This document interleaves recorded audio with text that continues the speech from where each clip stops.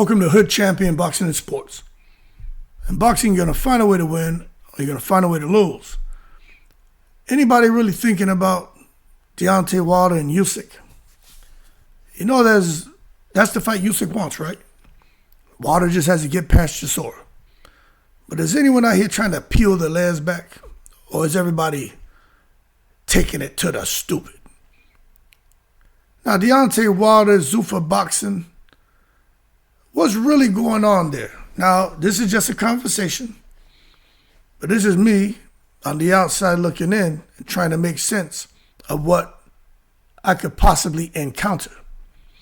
Because I think there's a storm brewing behind the scenes, people. And if you disagree with me, to that I say, in the most respectful way, hey, yo, hold your horses, and let's not take it to the stupid. The possibility of Deontay Wilder returning to boxing and aligning himself with ZUFFA Boxing? Shit. One of the most fascinating developments currently floating around the sport. Now, there's nothing definitive on it, right? Nothing officially announced. But I'm just looking at the logic behind it. It makes too much sense to ignore. Now, remember, you heard it here first if it happens. When rumors begin to circulate simultaneously about Usyk potentially signing with ZUFFA Boxing, it immediately reframes the entire heavyweight landscape. So this is no longer about individual fighters. This is about infrastructure. This is about leverage and control of the biggest fights in the sport. And for Deontay Wilder, Bomb Squad, till this day, this moment represents more than a comeback. It can represent a reset of power. That's why I think there may be some more going on here. More than meets the eye when it comes to Deontay Wilder and coming back to the sport of boxing. Could be a chance to regain relevance, not just through wins, but through positioning. And there's no person better for any fighter to be aligned with than yours truly, Turkey Al-Sheikh. Because we know 100% when Turkey's in the house, every day is Thanksgiving.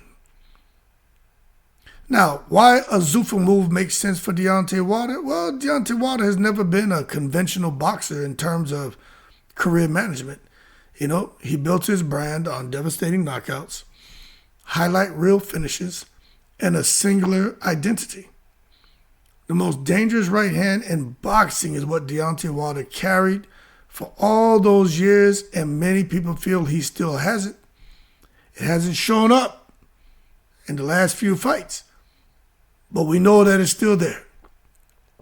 And even in losses, Wilder remained relevant because he never stopped being dangerous. When you can crack like Wilder and tranquilize somebody, you don't stop being dangerous. You just don't stop. That's important when discussing ZUFFA Boxing, because ZUFFA doesn't sell perfect records. And this is what people need to understand. Dana White is not about the perfect record. He's about making the right fights at the perfect time. He's all about violence, risk, spectacle. When it comes to Deontay Wilder, you get all three. That being said, if Oleksandr Usyk is indeed in serious talks with ZUFFA Boxing, then Wilder signing with the same promotional structure would be the most efficient way to make the Usyk versus Wilder fight happen without the traditional roadblocks of cross-promotion, sanctioning body politics, and fractured broadcasting rights. Even if somehow some weird title gets put on the line for Wilder and Chisora, and Wilder beats Chisora and Wilder picks up that weird title, I don't think it will stop anything. But we just got to wait and see how all that plays out, because that would make this even more interesting, to be honest with you. But what I've learned from reading, I've been reading a lot on this crap, ZUFFA's entire business model, if it mirrors the UFC, right? Because I can trust what's put out there on the internet, but if I can't verify it, then You know what I mean? I'm not willing to stand in front of a firing squad on that bullshit. But what I would say is if the business model mirrors the UFC, it would be built on in-house control, meaning one promoter, one negotiating table, one vision. Now for Wilder, that matters. That matters a lot. He spent years watching fights stall because of promotional politics. And this is why Wilder could be interested in going the ZUFFA route, because they represent the opposite of that chaos. If Wilder and Anthony Joshua were operating under ZUFFA promotions, there wouldn't have been any other BS over money and A side, B side. It would have been like, here, this is what it's going to be. Take it, leave it. Oh, you don't want to take it? Get out of here. You know what I'm saying? So when you think about it like that, it makes it very interesting. ZUFFA Boxing really does represent the opposite of all the bullcrap that Wilder has experienced. He always, what did he always say? One face, one name, right? One champion. And under ZUFFA Boxing, the way they have it structured, that seems to be their mentality as well. Now, for Usyk and ZUFFA, this route, trying to understand why this route makes the more sense for him. Look, Usyk is a unique individual, a unique fighter, and in a unique position, and also a unique position in boxing history. You know, he's already cemented his legacy. Undisputed cruiserweight champion, became undisputed as heavyweight champion, and a generational technician. At this stage of his career, Usyk, he's not chasing validation. He's chasing security. He wants clarity. He wants control. He doesn't want the chaos.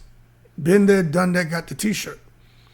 So with ZUFFA Boxing, it potentially offers something traditional boxing struggles to provide elite champions late in their careers: a guaranteed roadmap. Fewer politics, fewer public negotiations, fewer promotional cold wars. If Usyk signs with ZUFFA, it's likely because the deal offers several big things. He's going to get guaranteed high-level opponents, a limited number of fights with premium pay, control over scheduling, a global promotional platform, legacy fights without prolonged delays. Usyk understands that time is the most valuable currency he has left. I think he's going on 40, getting close to it. ZUFFA may be selling him efficiency. And I'll be honest with you, when you really think about that, it kind of makes sense. Nobody at the point where Usyk is in his career, Tyson Fury, Anthony Joshua, Deontay Wilder, they don't want to be out here not knowing if they're coming or going. They want something that's like very transparent, very structured. This is what it is. This is what you get. These are the dates you fight. And these are the opponents that, the pool of opponents you can pull from. And out of all of those names, the one fighter who I think would benefit the most is probably Deontay Wilder. And that's why I think he will follow Usyk if Usyk signs, which it sounds like. The fact that there's rumors about it, and let me make it clear, Dana White is the owner, Turki Alashik's the co-owner. So once Turki's involved, you already know what time it is. I think Usyk's going to sign. But if Usyk does sign with ZUFFA, Wilder, why wouldn't he follow?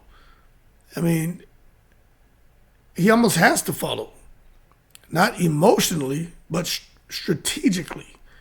Even if Wilder loses to Usyk, the long-term upside could outweigh the short-term result depending on the contract structure. Even if losing is a win for Wilder. You know, ZUFFA contracts are likely to prioritize, now this is just me reading and writing stuff and typing this stuff out. I think it's going to probably prioritize multi-fight guarantees, and I did see a bit of a straw man out there on this, but this is just me trying to look a little bit deeper. I think there'll be some revenue participation, some event-based bonuses, brand building beyond wins and losses. And Wilder has openly stated that he believes he is entering his prime at the age of 40 and wants to fight another 10 years. Now, whether that's how he truly feels or a bit of hyperbole, I don't know. But whether fans agree or not, that's irrelevant. What matters is that Wilder believes it. He really does. And belief drives negotiation leverage. If Zuffa sees Wilder as a marketable, dangerous heavyweight who can headline events, they may actually prefer a multi-fight deal rather than a one-off bout with Usyk. And that's how Wilder wins, even in defeat, by becoming a cornerstone personality in a new boxing ecosystem. This may be what Wilder needs to sign with ZUFFA Boxing. It just reminds you like when DAZN came on the scene. You had a lot of guys go out there who were either champions before or were B-level fighters. The bottom line is they went out there and became a cornerstone personality in DAZN at that new boxing ecosystem. Wilder could do the same thing with Zuffa. But there's a multi-fight deal theory here that I'm trying to wrap my brain around. One of the most intriguing possibilities is Wilder signing a multiple fight deal with Zuffa. This would signal that Zuffa is not merely dipping his toes into boxing, but is committed to building long-term stars, rivalries, and narratives just like the UFC did. And for a guy like Deontay, a multi-fight deal offers financial stability, reduced pressure on single fight outcomes, opportunities for redemption arcs, and legacy storytelling. If Wilder were to lose to Usyk but remain under contract, Zuffa can still position him against other heavyweights, rematches, or even crossover-style spectacles. So again, in that scenario, Wilder transitioned from being judged solely on wins to being valued for the impact he brings to the sport of boxing. And Deontay Wilder deserves that. He deserves that. The man has been through a lot. He deserves that. Now, Dana White and the ZUFFA Boxing vision, no matter what you think about Dana White, you got to put some respect on his name.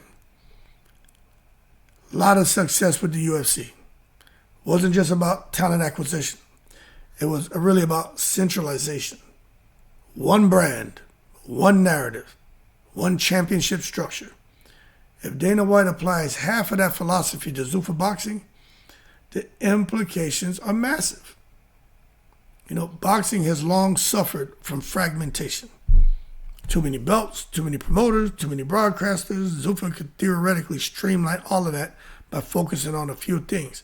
Fewer champions, very clear rankings, consistent matchmaking, global events under one banner. Now that's a big if now. But I'll say this, continuing with the ifs. If successful, ZUFFA Boxing could become a global money-making machine, especially if it leverages international markets.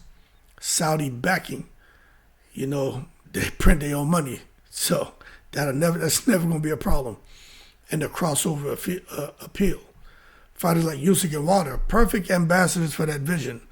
One represents elite skill, and the other represents raw danger. I could see having Usyk on the left side, Turkey and Dana in the middle, and Wilder on the right side. And one over there, one says, you know, skill above Usyk's head, and then the other power or danger above Wilder's head.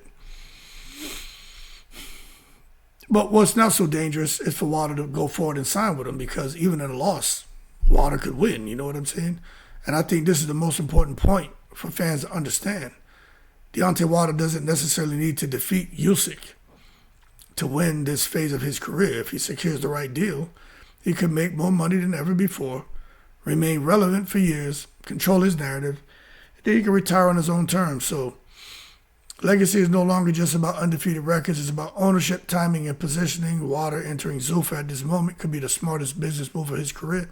And Wilder doesn't care about no damn undefeated record. He's like, them losses, well, Wilder don't care. Wilder just wants to fight.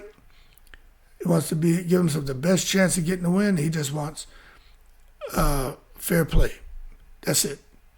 And he want to make that cha-ching, ching, Wu-Tang, cream, dollar bill, y'all. But the bottom line, I think something's brewing. If I'm wrong, I'm wrong. It's just a conversation anyway.